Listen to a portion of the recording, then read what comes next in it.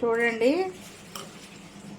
ఇవి ప్రాన్స్ యొక్క కాళ్ళు అండి. ఇవి పెద్ద పెద్ద ప్రాన్స్ యొక్క కాళ్ళు చక్కగా నీట్గా క్లీన్ చేసుకుని చక్కగా పచ్చగా ఉన్నదంతా తోమేసి చక్కగా రాయి మీద ఈ విధంగా వేడి నీళ్ళలో కొద్దిగా సాల్ట్ వేసుకొని ఈ విధంగా కుక్ చేసుకోవాలి. చూడండి, సేమ్ పీతల కాళ్ళు వచ్చినట్టు రాలేదు.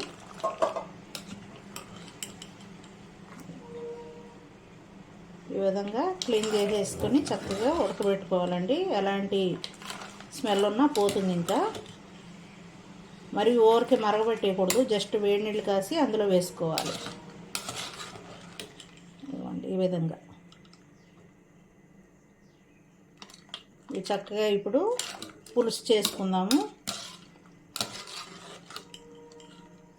చాలా పెద్ద పెద్ద ప్రాన్స్ నుంచి వచ్చిన కాళ్ళండి ఇవి.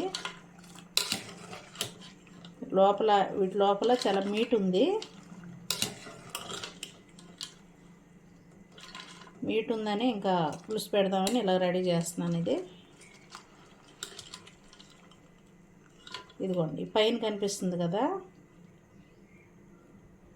ఇదిగోండి లోపల, వాటి లోపల ఇలాంటి దాని లోపల ఈ మీటు ఇలా ఉంది.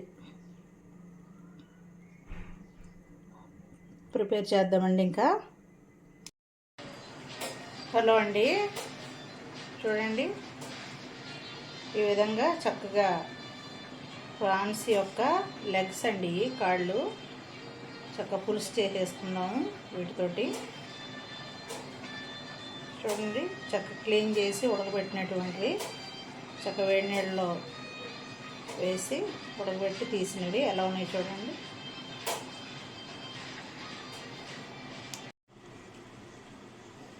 హలో అండి, చూడండి రెడీ చేసేసుకున్నాను. కొత్తిమీర, కొద్దిగా పుదీనా, అలాగే పచ్చిమిర్చి, టమాటో,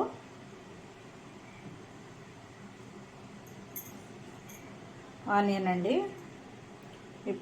ఇప్పుడే ఫ్రెష్గా పట్టిన అల్లం వెల్లుల్లి పేస్టు కచ్చపిచ్చ పట్టుకోవాలి. చూడండి, బాండీ పెట్టాను, బాండీ హీట్ అయ్యింది. ఒక ప్రాసెస్ చూద్దాము. బాండీ పెట్టానండి. ఇప్పుడు దీనిలో సరిపడా ఆయిల్ వేసేద్దాం. ఈ రొయ్యల కాళ్ళ పులుసుకి సరిపడా ఆయిల్ వేసాము. ఇప్పుడు దీనిలో కొద్దిగా కరివేపాకు, అలాగే కట్ చేసుకున్న ఆనియన్, టమాటో, పచ్చిమిర్చి,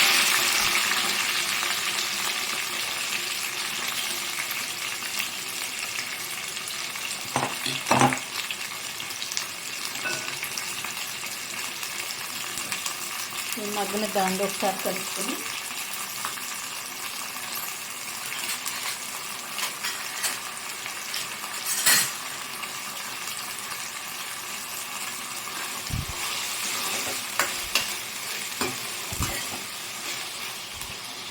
ఒకసారి కలుపుకొని మూత పెడదాము. మగ్గుతూ ఉంటాయండి. కొంచెం సిమ్లో పెట్టేద్దాం.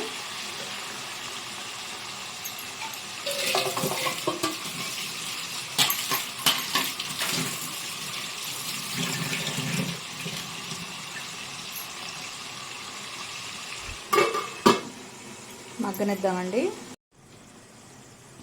ఒకసారి చూద్దామండి ఆనియన్స్ ఎంతవరకు ఉడికినాయో. మగ్గినాయండి ఆనియన్స్. ఇప్పుడు దీనిలో మనం ముందుగా క్లీన్ చేసి పెట్టుకున్న ఈ యొక్క ప్రాన్స్ యొక్క రొయ్యల కాళ్ళు వేసేస్తున్నాను.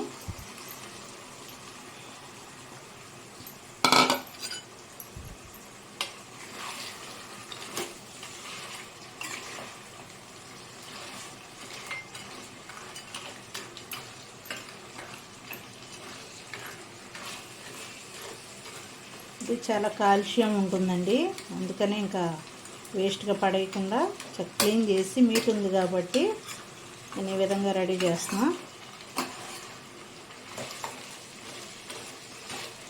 ముందు ముందు నీట్గా కడుక్కోవాలండి. ఎట్లాంటి నాచు కూడా కాళ్ళకి ఉండకూడదు. చక్కగా తోముకోవాలి జాగ్రత్తగా. ముళ్ళు ఉంటాయి, గుచ్చుకుంటాయి. నీట్గా ఇలా క్లీన్ చేసి పెట్టుకోవాలి. దీనిలో అల్లం వెల్లిపాయ పేస్ట్ వేద్దాము. ఇదిగోండి చక్కగా ఫ్రెష్గా మిక్సీ పట్టుకున్న అల్లం వెల్లుల్లి పేస్ట్.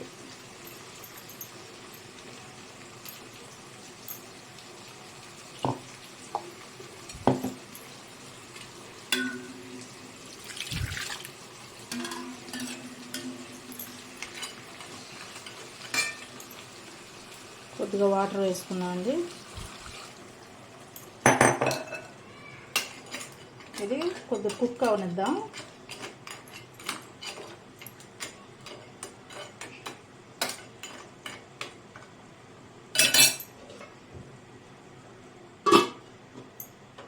స్టవ్ ఫుల్ పెట్టేసుకుని కొద్దిగా కుక్ అయిన తర్వాత చూద్దాం. ఒకసారి చూద్దామండి.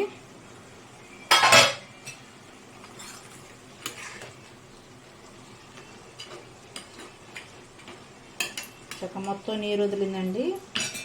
చూడండి చక్కగా కుక్ అయింది. మ్యాక్సిమం ఒక 50% కుక్ అయింది. ఇప్పుడు దీనిలో ఉప్పు, కారం, పసుపు వేద్దాము. ఉప్పు సరిపడా వేసుకోవాలి. ఒక 1/2 టీ స్పూన్ పసుపు,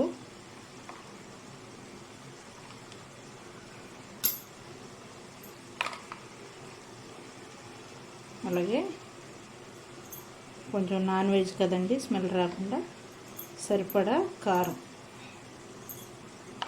నేను 3 స్పూన్లు కారం వేసుకున్నాను.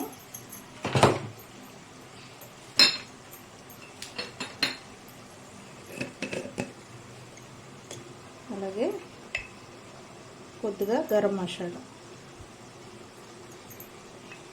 మసాలా వేసేసుకుని ఒకసారి కలుపుదామండి. కలిపి కొద్దిగా వాటర్ వేద్దాము.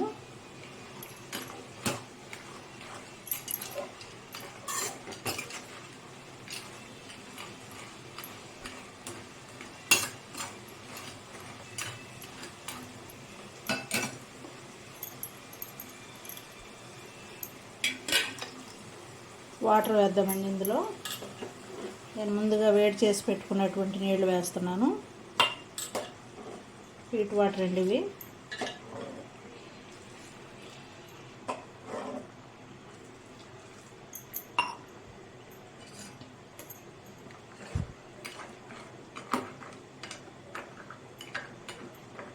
ఇంకా కొంచెం పడతాయండి వాటరు.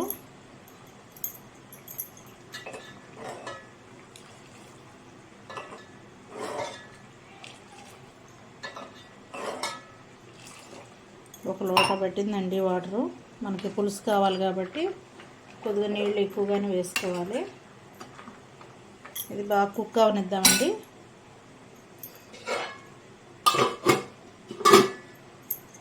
కొద్దిసేపు ఆగి మళ్ళీ చూద్దాం. ఒక 15 మినిట్స్లో చూడండి. వెల్లుల్లిపాయ, జీలకర్ర, ధనియాలు, ఎండు కొబ్బరి ఒక మిక్సీ జార్లో వేసేసుకుంటున్నానండి. ఇందాక అల్లం వెల్లిపాయ పేస్ట్ పెట్టాం కదా, అదే జార్లో వేసేసుకున్నాను. ఇప్పుడు ఇందులో కొద్దిగా మిరియాలు యాడ్ చేస్తున్నా.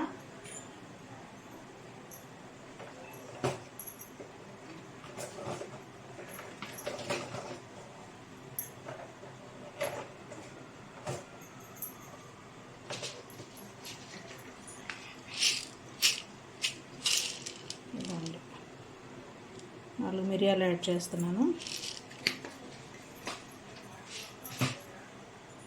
ఇప్పుడు ఇది మిక్సీ పట్టేసుకుందామండి. ఇదిగోండి మిక్సీ పట్టేసాను. ఇప్పుడు దీనిలో కర్రీలో వేసేద్దాం. చూడండి కర్రీ చక్కగా ఆయిల్ తేలిపోయింది, చూసారా, ఉడికిపోయింది. ఇలా పులుసుగా ఉంటుందండి. ఈగురుగా కావలసిన వారు అలా కూడా చేసుకోవచ్చు రైస్లోకి.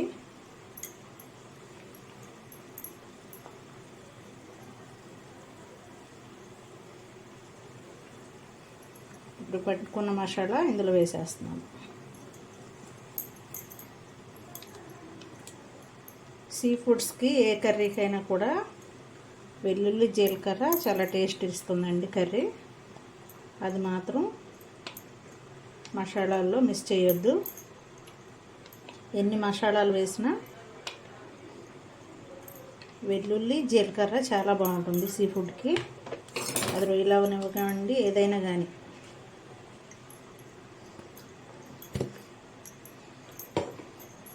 ఒకసారి తిప్పేద్దామండి. ఇలా తిప్పేసుకోవాలి. చూడండి, మొత్తం కర్రీ అంతా కలిసే వరకు ఇది ఒక 5 minutes ఉంచితే సరిపోతుంది. కొంచెం పులుసు మరిగితే నాకు ఇంకా సరిపోద్దండి క్వాంటిటీ. ఒక 5 minutes ఆగి మళ్ళీ ఒకసారి చూద్దాం రండి కర్రీ ఎంతవరకు వచ్చిందో. చూడండి, చక్కగా కుక్ అయిపోయింది. మంచి స్మెల్ వస్తుందండి. అసలు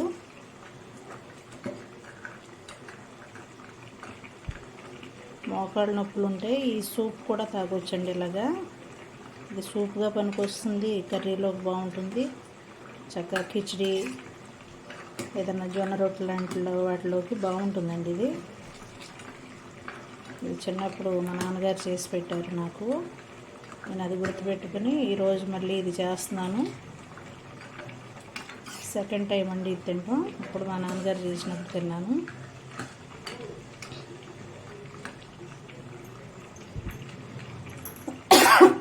ఆల్మోస్ట్ వచ్చేసిందండి. ఇంకా దగ్గరికి కొద్దిగా సాల్ట్ తక్కువైంది. సాల్ట్ వేసేసుకుని 1 స్పూన్ సాల్ట్ వేస్తున్నానండి. ఇంకా కొత్తిమీర చల్లేసుకుని